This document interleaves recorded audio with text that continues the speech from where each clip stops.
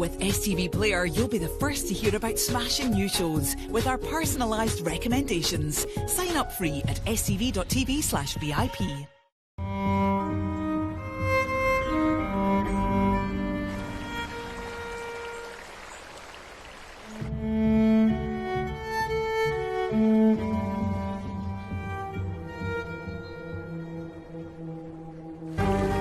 There was extensive blood inside the vehicle.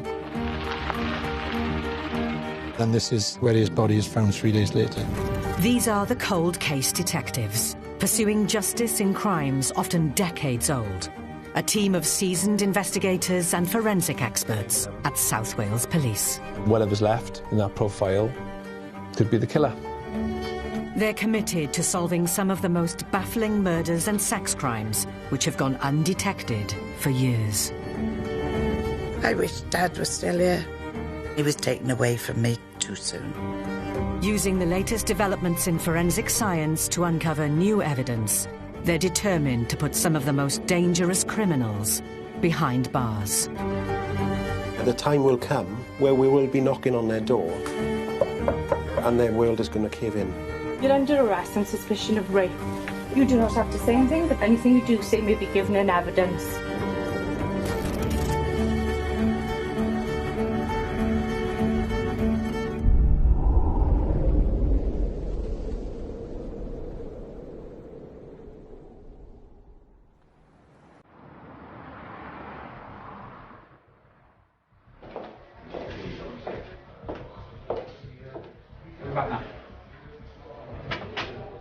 This interview is being visually recorded, and I am DC 5501 Hargraves.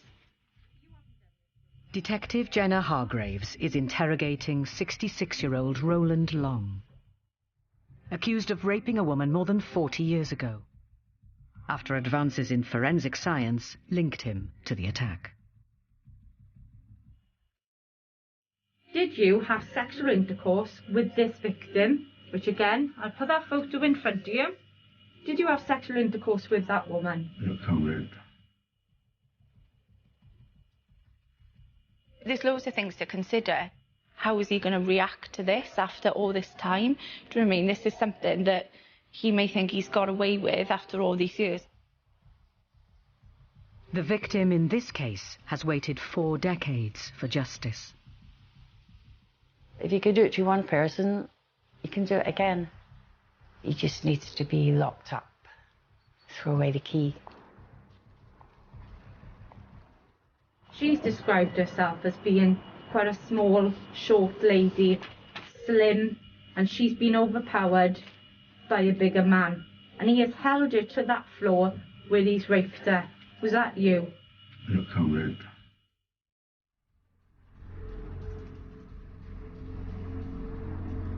When you've turned her around on the floor and she's been lying on her back, you said, "No one says no to me."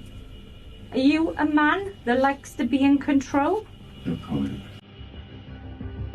Long's DNA was found in a semen stain left on the victim's skirt. His DNA profile was already on the national database because he had previously been convicted of a string of sexual assaults. Long gives no answers, but the questions keep coming. The victim said the male said to her, "Do as I say and you won't get hurt." Did you say that to the victim? No comment. How has your semen stained her skirt? No comment. What does a shrug mean? No comment, Ali.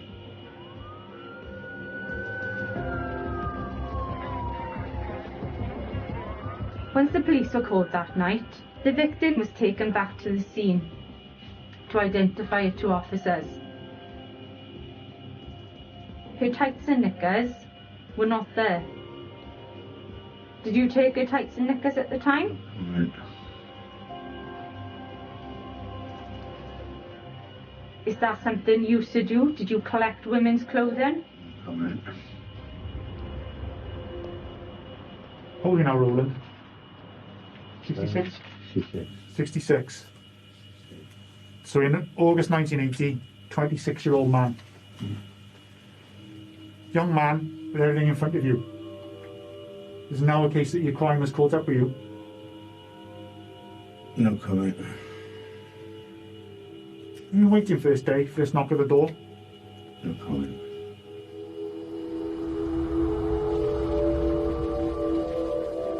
She's had to live with this for the last 40 years. It was a traumatic event. No comment. And there's nothing you want to say at this point. No comment, no.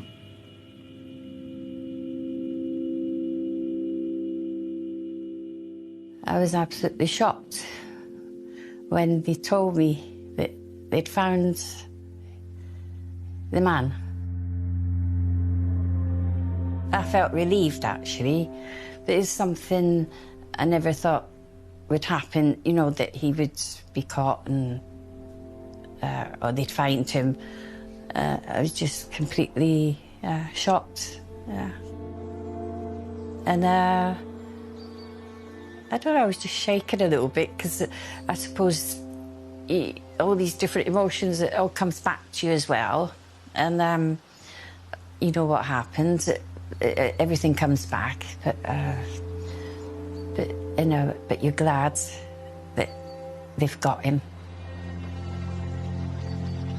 So, fingers crossed, and he gets, you know, what he deserves. Yeah. Okay, the time is 16:20. Date is still the 15th of September 2020, and I'm stopping the recording. He's been quite quiet, not very talkative. I think he knows he's been caught.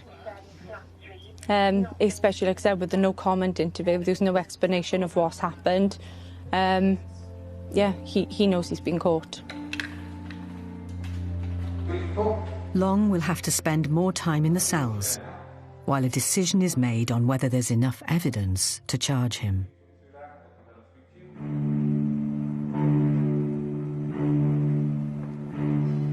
Unsolved cases are never officially closed, and the cold case team are focusing their efforts on a baffling murder which took place in 1979. The case files are held deep in the police archive.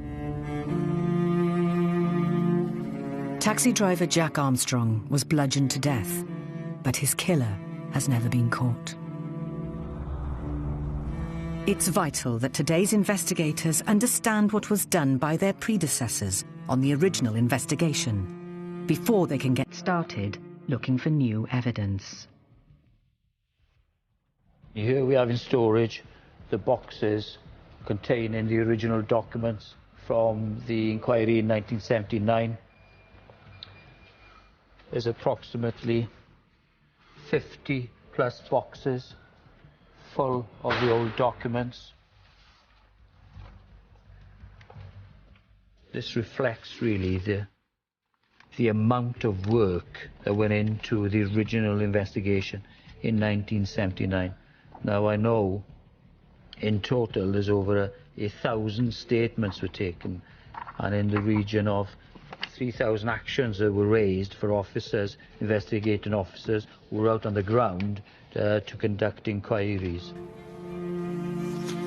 Remarkably, one of those officers from 40 years ago is now seasoned detective and cold case investigator Jerry Blake. Back in '79, I hadn't long joined the police force. And in particular with Jack Armstrong, I remember that it was a very difficult inquiry. I recognise some of the faces. Of course, they're all a lot older now. On the left is Billy Bryant wearing his Welsh Guardsman's tie, Smudger Smith, Gordon Smudger Smith, and Mr. Viv Brooks, all looking very, very young in the day. To have somebody like Jerry who was part of the initial search, and then to be looking at a forensic review some 40-odd years later is invaluable. As a young police constable in 1979, Jerry searched for the missing taxi driver. Jack Armstrong's car had been found abandoned on a dead-end lane with its interior covered in blood. But there was no sign of the missing 58-year-old family man. 50 detectives are still working on the inquiry, and the thing is still very much ongoing. When Mr. Armstrong was reported missing, quite clearly, everyone who had any contact with him had to be seen. So that was a big exercise, and officers were pulled in from everywhere to go and follow up and contact these potential witnesses. And that's what we did. And of course, being a taxi driver and quite a sociable man as well, lots of people were seen. Inquiries did produce a local witness. In 1979, Garth Crandon lived in the village near where Jack's taxi had been found. I'd been for a walk with the children, and I was pushing the two of them in the pram. The car came by me very, very close, very carefully, and just went slowly by. But I thought to myself, why is he coming here? Because there's only two families on the moors, and it's a block end. Cars didn't come along here, so there was something odd about it without me knowing exactly what it was. The police asked me if I noticed anything about the driver. Did I see the driver? Well, I can honestly say that I saw the driver because I was so concerned with the safety of the children. And as the car came close by me, all I saw was his arm and his shoulder, and of course he was sitting back in the seat. Really speaking, I couldn't see his face at all. Of course, standing here now, we're about half a mile from where the taxi was found. You know, it's quite disturbing, really.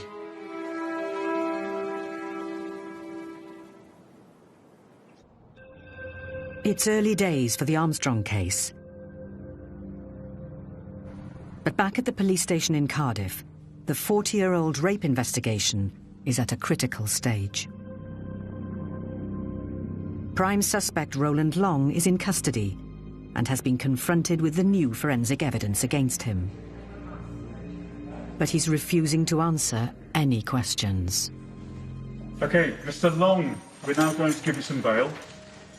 The decision to release Long on bail is a bitter blow for the investigating team.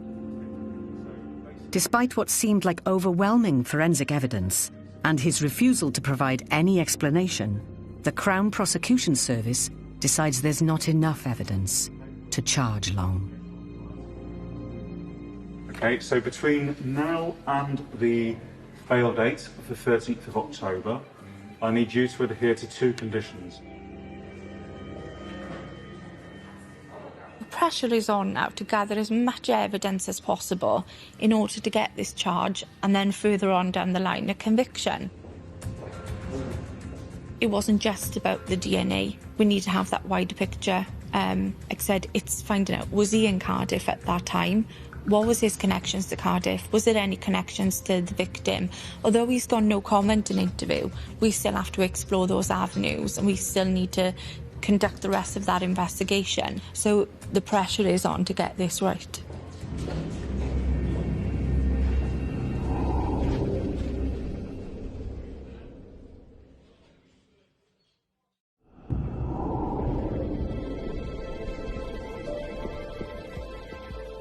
Jerry Blake is a detective with a wealth of experience.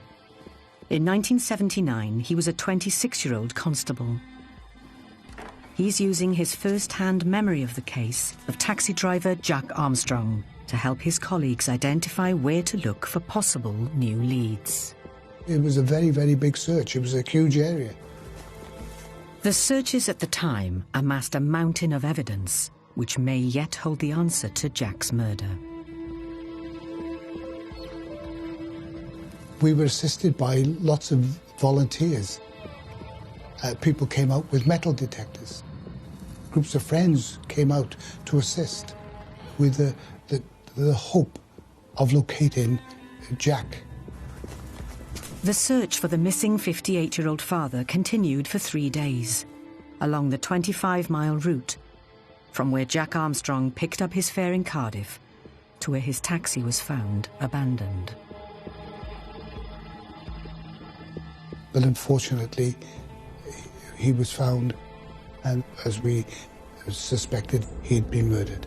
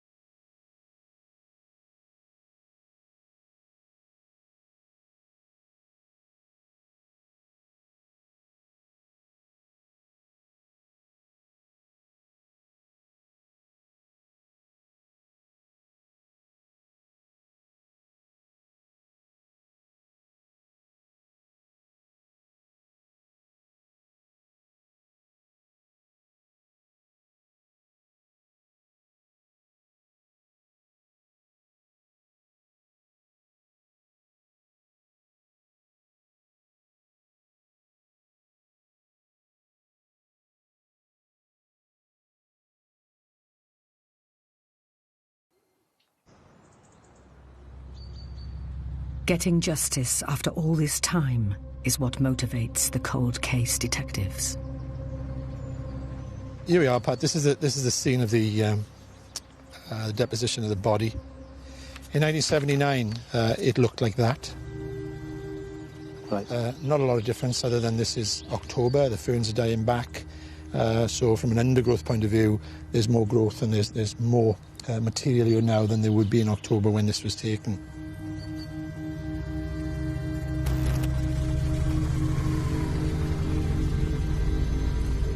The car, we believe, was parked just here on the left-hand side, and like our car is parked just there now. After the attack, Jack is pulled from the car and dragged in about 5 to 7 metres into the undergrowth, where his body is found 3 days later. And this track then is probably where the assault took place? I think that's the opinion, yeah, in terms of the forensic evidence. The blood inside the car suggests that the blows happened in the car. Yeah. And once Jack was subdued, so to speak, he was then dragged out to the near side, which would present then the killer dragging Jack into the ferns 5 or 7 metres. I believe Jack has been hit by a blunt object from a person who was sitting in the back of the vehicle. I then believe that the suspect then dragged his body into the bracken and then has gone back into the vehicle and driven it down to Tros.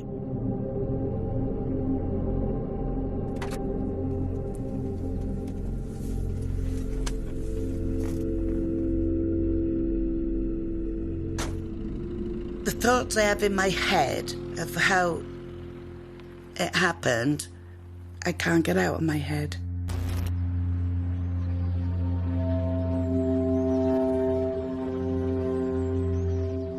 If they can find out exactly what happened, my father can be put to rest properly.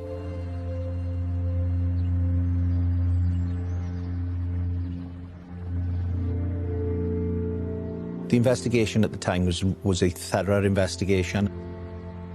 So for me, what's going to detect this is DNA, is the forensic route. The focus for the team will now be on determining which of the many 40-year-old exhibits held in the police archives might best yield traces of the killer's DNA. And they have reason for optimism, as the same forensic techniques have already identified a suspect in the rape case from 1980. Roland Long's semen was found on the skirt of his victim.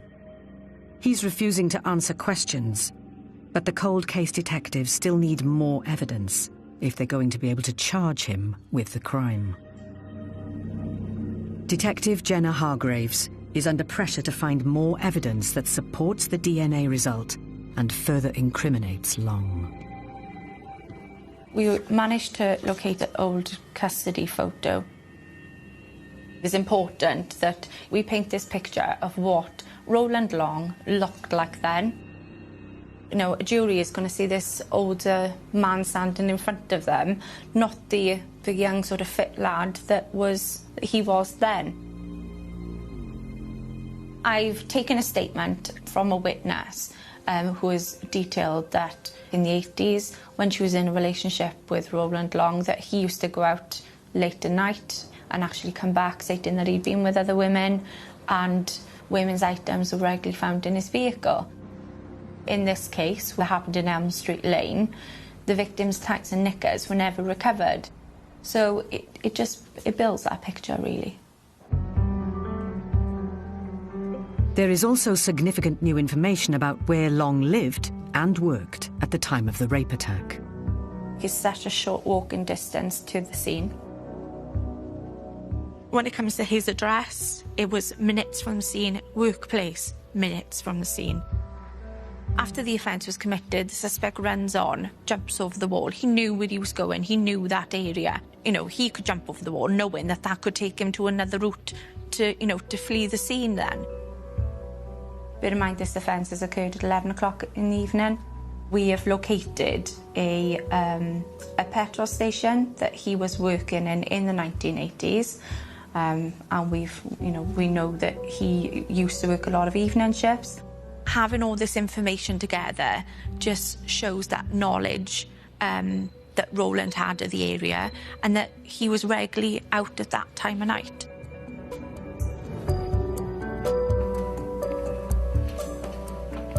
With this extra evidence, Jenna has done everything she can for now.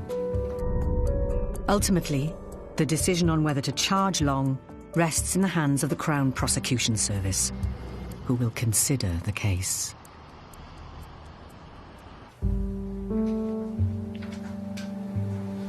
Deep inside the police archive at a secret location in South Wales are boxes of evidence from the taxi driver murder case.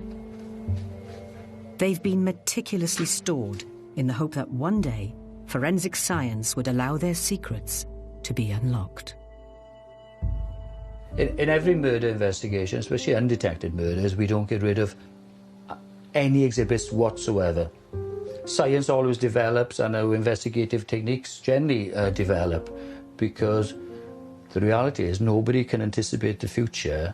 And a good example, in 1979, there was effectively no mention of DNA. Now it is one of the main investigative tools that we rely on. This is the room where the exhibits of Jack Armstrong are held. In the original list, there were 326 exhibits.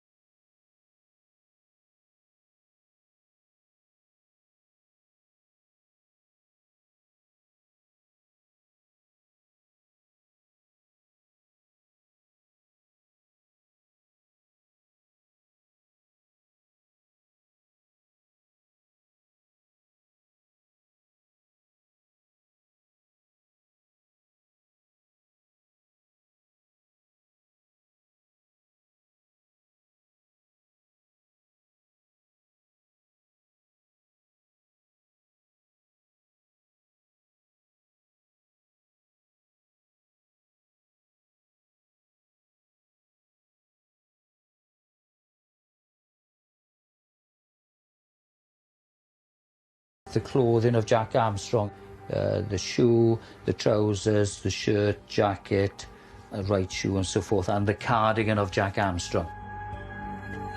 Jack's clothing initially for me is really, really important. The hopes are to recover DNA from the person responsible. The hope is that that person is on the police system already, and then we can do a direct match on that person and find out who's responsible for this. DNA techniques now have enhanced, they're far more sensitive, so possibly hoping that something in this box, for example, will give us that breakthrough we really need.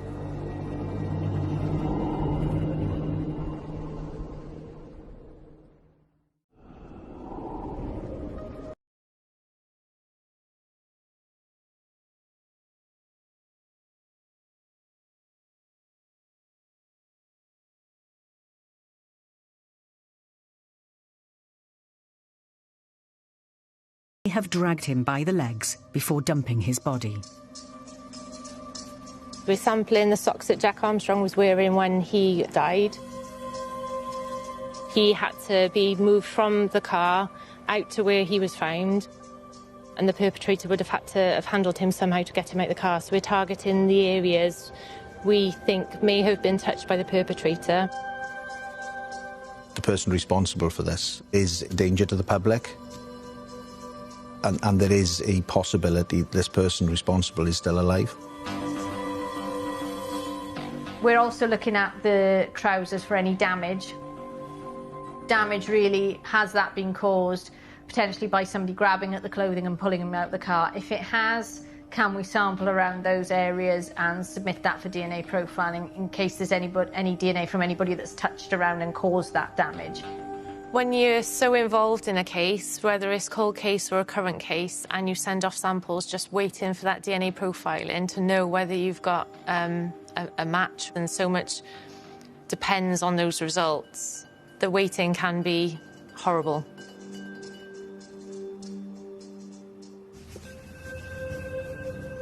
The processes cannot be rushed. But in the 40-year-old rape investigation, Detective Jenna Hargraves urgently needs to speak to the victim.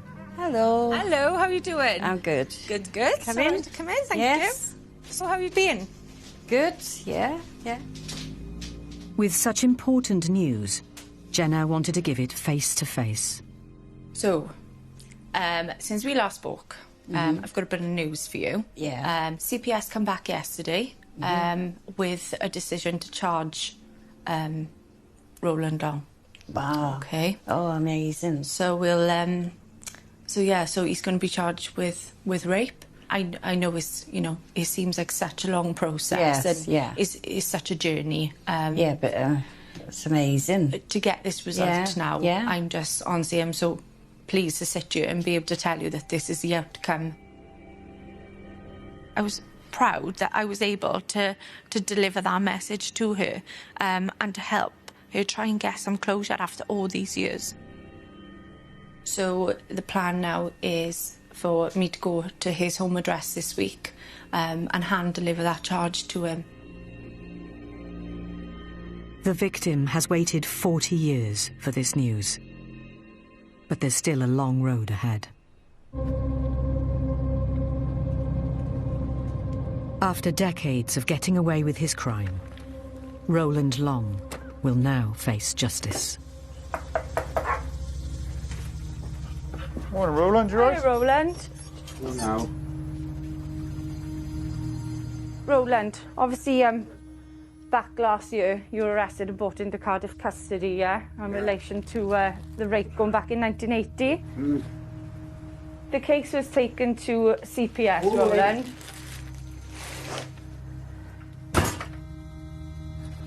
You're obviously not delighted to see us. I think he knows it's coming. I think he's been waiting for us to come, and he knew this day was his day of reckoning, but in court would ultimately be sort of where we're heading. He's been arrogant throughout our dealings with him previously. He was the type, really. While Roland Long waits for his case to be heard before the courts, in headquarters, Jenna debriefs her cold case colleagues on the operation to charge him. I was a victim. I was just about to say, I know you've been in an touch. outpouring of emotion when she was first told, which makes it, worthwhile what we're doing. Oh, definitely. Yeah. Can you imagine having that knock on the door, like 40 years down the line, saying, oh, we've got him?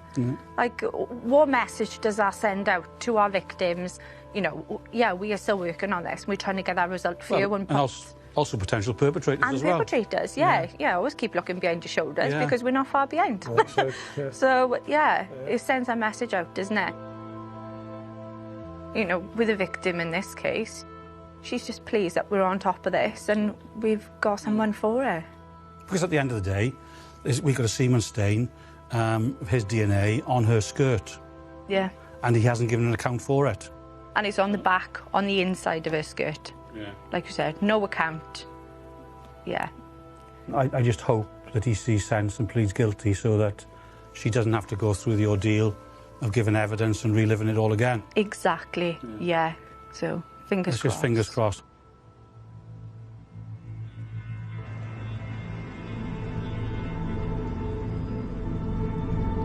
It's an anxious day for Detective Jenna Hargraves and the team.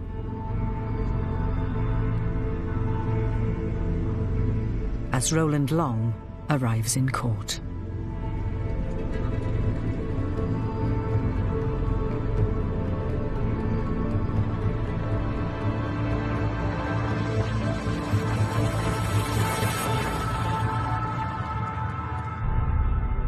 Despite the powerful evidence against him, the team's worst fears are realised as Long pleads not guilty to the charge.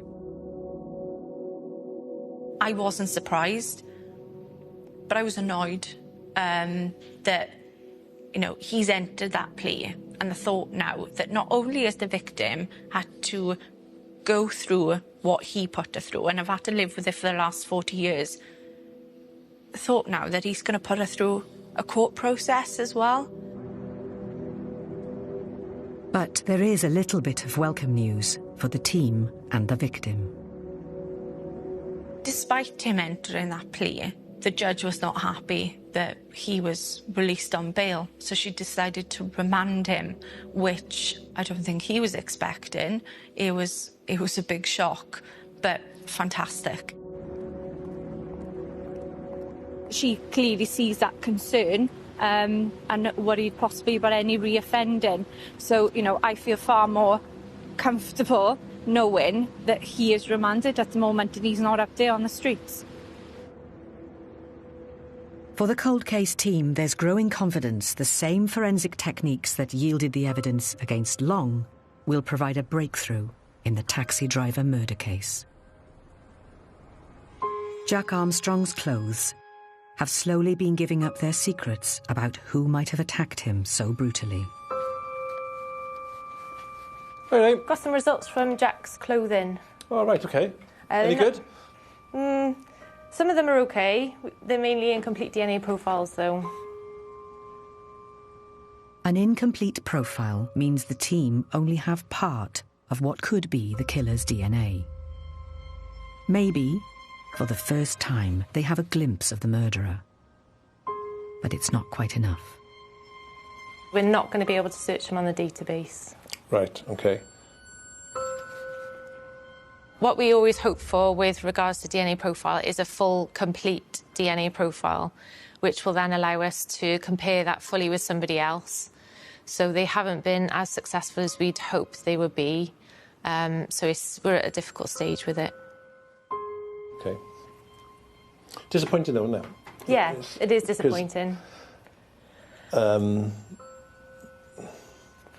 Because we know he must have been dragged. We know the possibility is only one person.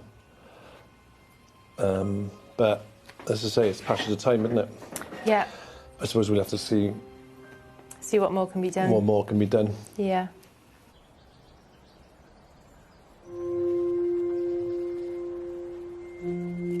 Back at the scene of the murder, for the man leading the hunt, it feels like they are so close and yet so far. In cases like this, you need a little luck. And right now, it's not coming. This is a disappointment, but it is the reality.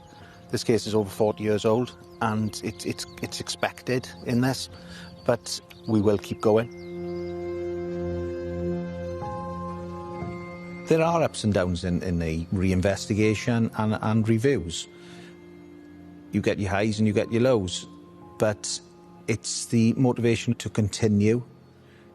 Okay, there may be setbacks, but look for the next possibility and remain optimistic.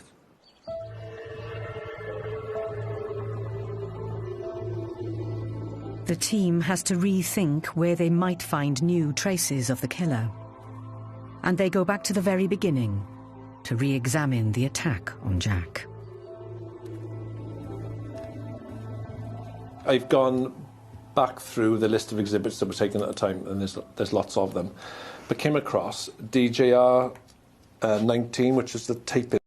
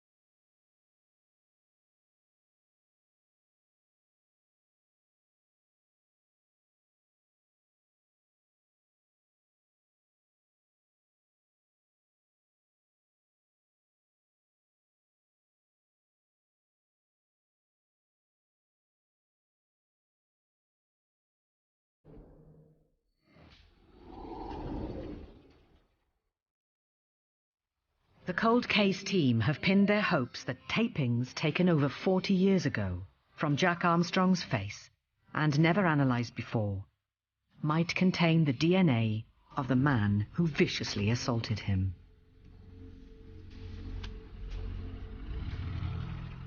The testing is complex and painstaking, but with the technology advancing almost on a daily basis, even the tiniest beads of sweat or saliva could be enough to unmask the killer. The team have been waiting in anticipation for the all-important outcome, and the testing is now complete. We've had results from the tapings of Jack's face. Unfortunately, there's no profiles obtained at the moment that could potentially identify an offender, so it is quite disappointing, but there is further work that could be done, possibly in the future. With this case, it's quite unique in that we still have all the exhibits, we still have all the documentary, the 50 boxes that have been mentioned, so it's a good case, I believe, to keep looking at. There's still work to be done. We owe this to the public. We owe this to the victims of these horrific crimes to keep going. Science will move on in 5 years, 10 years. Patience, determination, motivation. South Wales Police will never give up, and we will find somebody.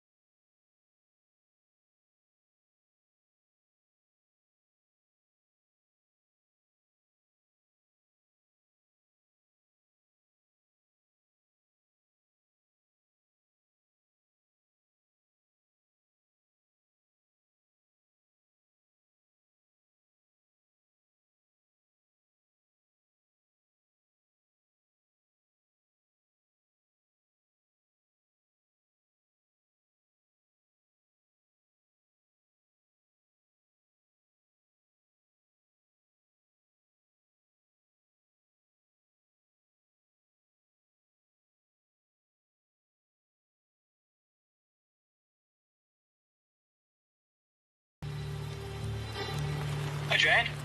Hiya, Chief. How you doing? Yeah, good, thanks. How are you? Not too bad. Just ringing you with some good news. Roland has changed his plea to guilty.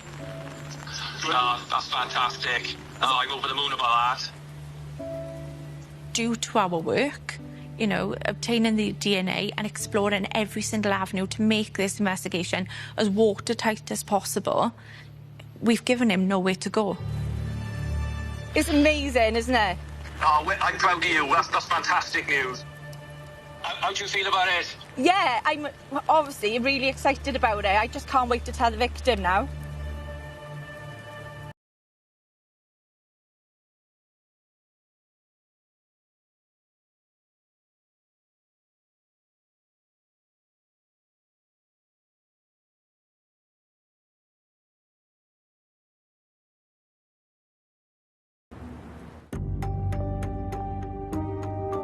Two months later, the team are all in court to see Long sentenced for his crime. It's the culmination of months of hard work. I feel sick to my stomach, if I'm honest.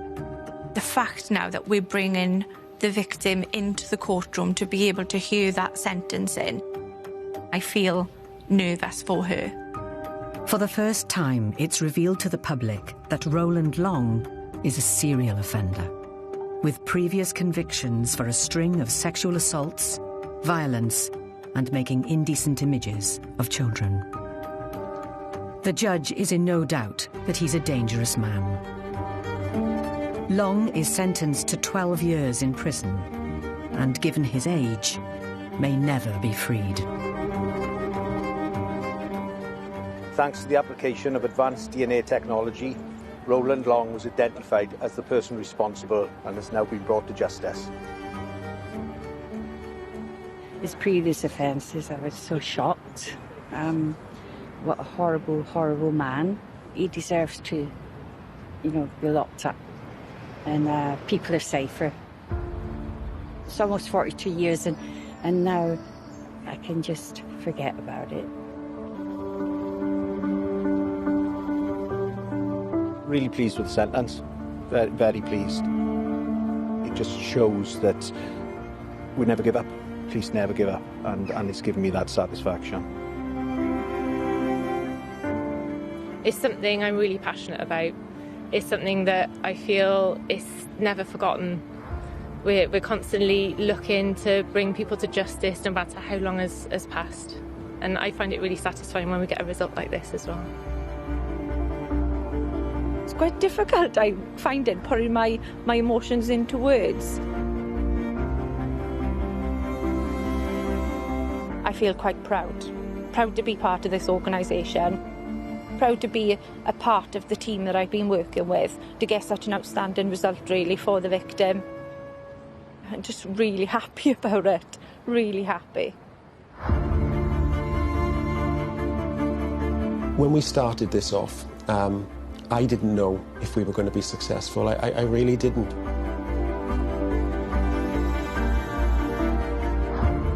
I was optimistic that I thought we had the passion, the ability and, you know, the availability of forensic science to make a difference, but I didn't know. But now, all I can say, I am immensely proud of the team. And I remain really hopeful that we're going to bring further people to justice. So this is not going to stop, we're going to carry on.